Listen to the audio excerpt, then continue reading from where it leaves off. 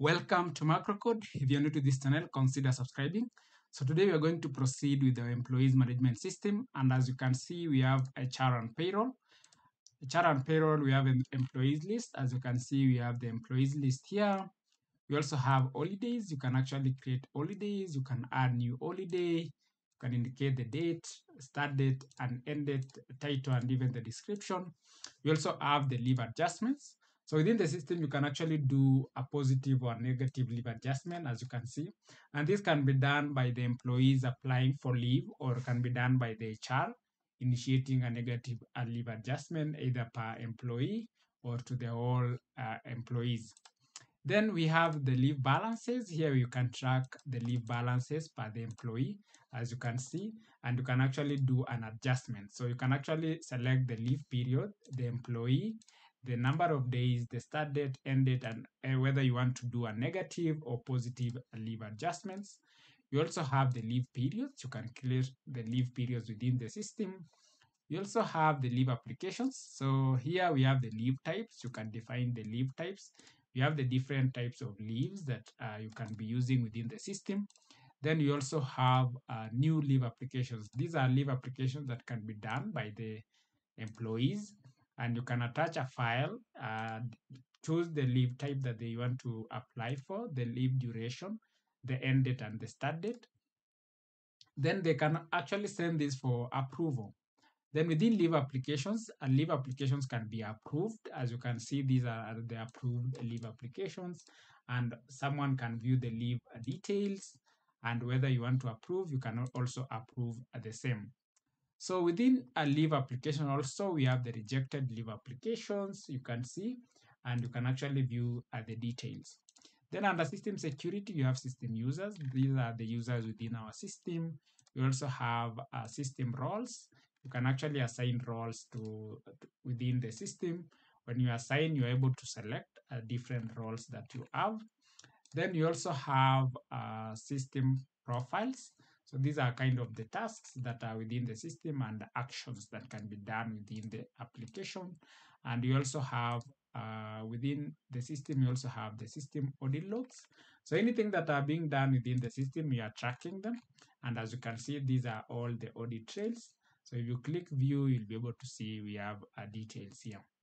So what I want us to do is actually define a matrix of approvals. So you can see we have the approval workflow user groups. So here you can actually define a user group of these will be used for approvals. And here you can see I have the finance and ICT. So within these user groups, you can also define the approvers within the user groups. And as you can see here, I have the ICT user group, and these are the approvers that are there. So within these approvers, you can see I have different senders, and I have different approvers. So what I want us to do today, we actually defined our workflow user group. So I want us to make some changes on this workflow user group. So I want us to go to our code.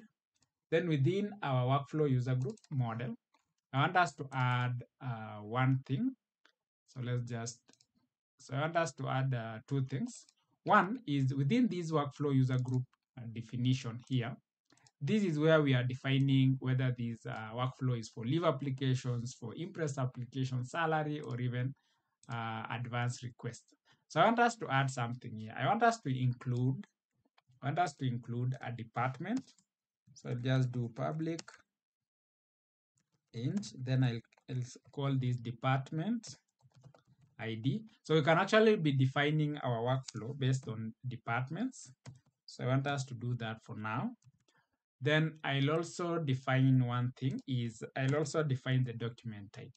So here I'll call, so this should be department, should borrow from department, and here I'll call this department. So then I'll also want us to define the document type. So here I'll just call document type ID. Then here I'll just call this document type, and here I'll call this system code detail.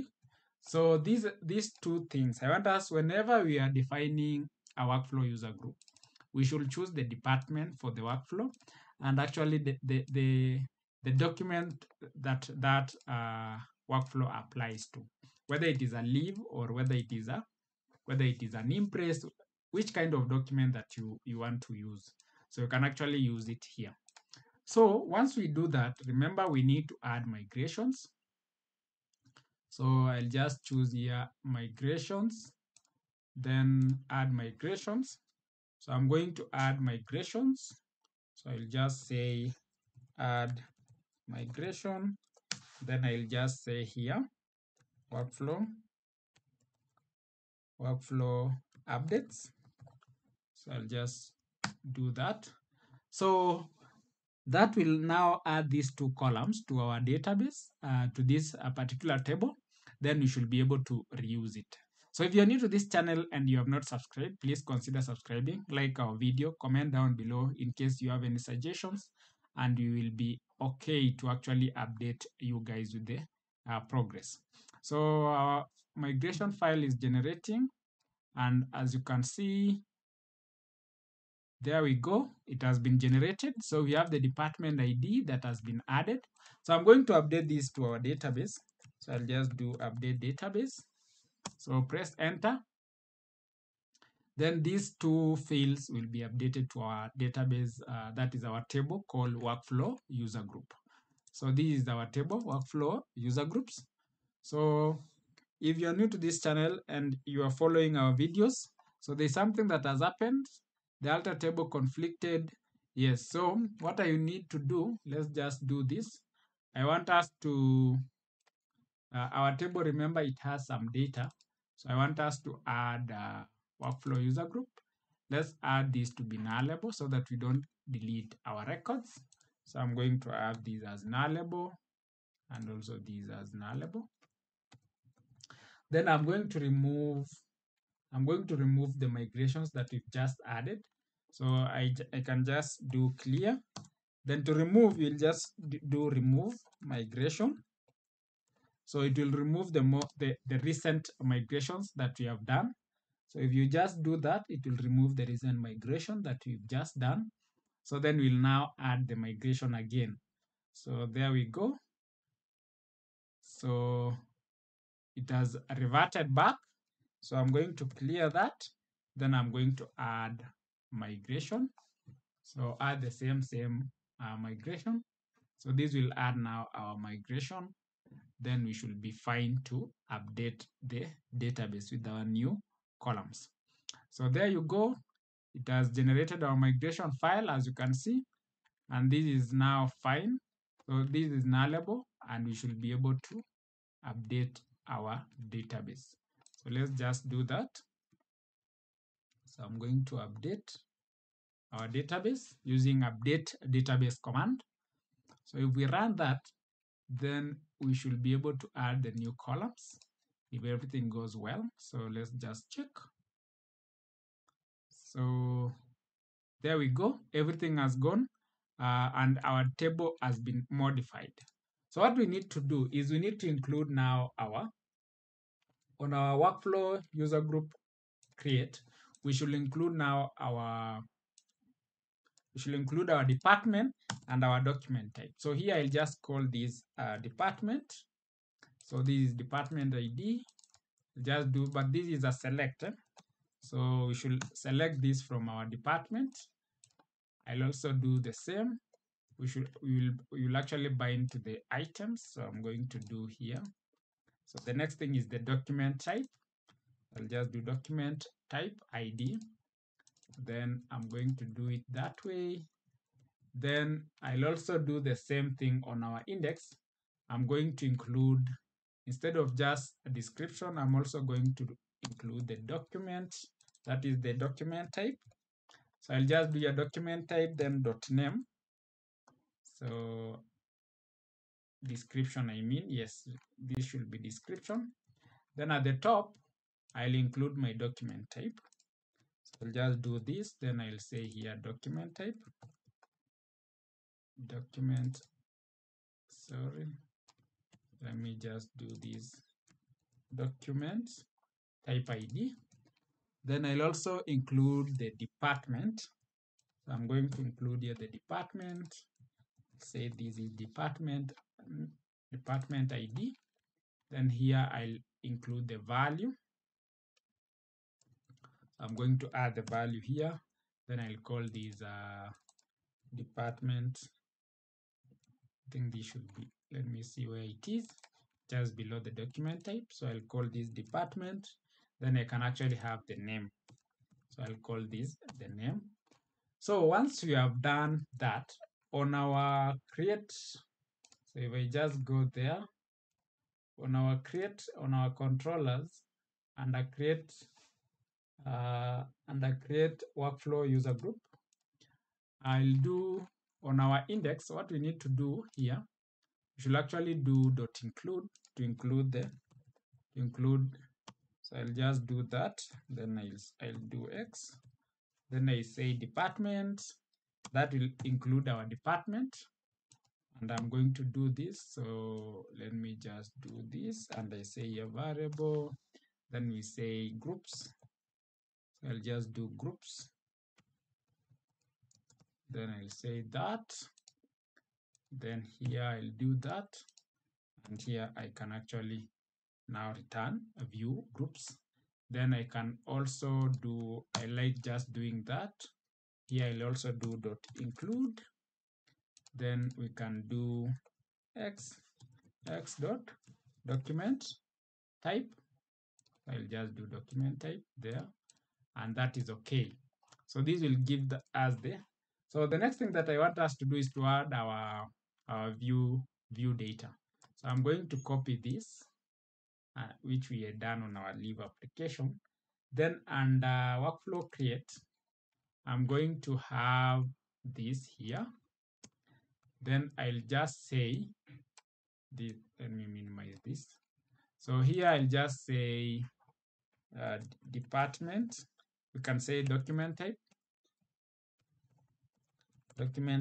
ID. Then here I'll do this. Then I'll say here document types. Then here we'll just do away. Can actually do here. Let me just do away with this. Then we'll have the description, and our view data will be document type. So what we need to do is, I want us now to add the view bag. So let's just use one. Let me just copy one from our users, this one. Then you're going to add it on our create. So under department here, we'll just do that. Then this will be document type ID. So the same case to our department, this is actually will be here. So this should be here, and this will be our department ID. So if we do that, the same thing we should do on our workflow user group controller. We should have our department. But this now is a bit, so let's just do here department ID. Then here we'll just do departments.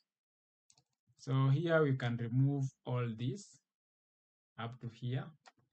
Then we'll just do name. So here will be name. And I'm going to remove this binding. And I'll also remove this. So for now, because I know it will confuse. So this department ID, we need to have it here. So I'm going to have it under create. Then you'll have the department ID here. Then if we go back to our workflow user group, we can actually copy this here. Then you can paste it down here. Then we can actually do here. Then we can say workflow user group. Then we can say department ID. The same thing for our document type. We can do that. Then we can say here document type ID. So if we do that, then we should be okay. So what I want us to do now, let's create our workflow user group. We should be able to select a department, and we should be able to select the document type. So let's just launch our app. So if you're new to this channel, consider subscribing, like our video, comment down below. And in case you have any comment, you can actually share with us. So let's just see. So this is it. So I'm going to log into my app. Then I'll just provide the password. So if I just sign in, there we go. I'm going directly to the workflow user groups. And you can see our document type and the department ID doesn't have anything. So if we say create, I'll be able to see under department and code description, we are missing something. We have the department ID and we should be having the document ID. So why are we missing that? So this department ID, this is document ID. So let's just see. So this is it, this is it, this is it, this is it. So let me just save it.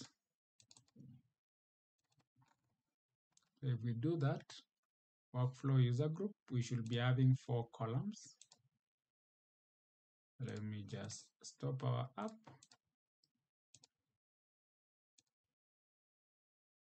So here I'm having SP viewback department data. Then here we should, let me just do this. So this is document type. Then I want us to, let's just put a controller to see why we are not getting our departments here. Department ID. Then I can put. So let's just launch and see what will happen. So if you are watching this channel and you like our videos, comment down below. You can also give us suggestions on what you want us to cover, and we will be happy to do so. So there we go. I'm going to sign in. I'm going to do that. So if we sign in, so password, I'll do that. So there we go. So I'm going to come here. Then if we say add, there we go. So do we have any departments? So let's just see on our view data. Yes, we have some departments that we created. So let's just proceed. So you see, we have IT and we have now a document type. But our document type, remember, we don't have it because we need to have a system code called system code details with the document types. So we'll just go to our system codes and we should be able to create here. So I'll just do here system codes and here system codes. Then if I just click create, I should be having our system codes here. You see, this is it. So then I can add the details. So I'm going to add new details. Then I'll select documents type. Then I'll say leave application. So this will be our leave application document type. Then we say number 1. So if we create that, we can also create another document type. We say salary advance. Then we will do the salary advance. Then you can say this is the second. So if we create, we'll have 2 document types. So if we go to our workflow user groups now and add new, let me remove this breakpoint. So if we add new, I'll now create another workflow. Let's just say HR leave. Or we can say IT. Let me call it IT leave application. So this is the workflow user group to be used by the IT guys. Then I can say here IT leave application user group. Then I'll choose the department, which is IT. Then you can see now our documents type, it is at a leave application. So if we create, we should be able to see we have our data here. We now have the workflow user group, leave application. This is the workflow user group to be used by the leave applications. And the department meant for this workflow is actually this one. So if we can actually now go and define rights or approvers. So if we click new, we can actually now select the IT leave application user group, and you can actually select the sender. You can select maybe the approver. So, and you can say this is the first approver. So if we do that, we'll be able to see we have our IT user group, the sender, and the approver. So we'll have to define everyone within the department. So I'll just do that. So I'll say this is the sender again. The third approver should be, I say this is then I'll say this is the second. So this is a one-to-one mapping. But assuming you have, I think we'll be doing another video if you want just to have a department that is being fixed to certain approvers. But for now, you have to do a one-to-one mapping. So this is the first approver, this is the sender, this is the second approver, and you can also do here leave. We have this is the sender, and you can have this the third approver. So if we do that, then you can see we have the same guy sending documents for approval. So that is it. So I'm going to leave it at that point for today. So on our next video, we are going to see how we need to lump this now and ensure that our applications or documents are using our workflow user groups. See you in our next video. Bye.